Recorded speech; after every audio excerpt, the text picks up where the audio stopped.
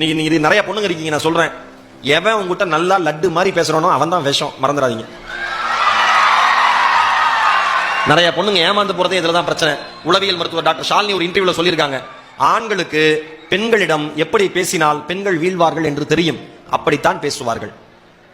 அம்மாவும் அப்பாவும் நான் சொல்லுவேன் அடிக்கடி, 365 நாளும் 3 வேளையும் கேட்பாங்க, சாப்பிட்டியாமா சாப்பிட்டியாமா சாப்பிட்டியாமா சாப்பிட்டியாமா சாப்பிட்டியாமா. அம்மா கேட்டா பொண்ணு கோவம், போமா என்ன சும்மா சும்மா சாப்பிட்டேன்னு கேட்கற, பச்சா சாப்பிட மாட்டேன்.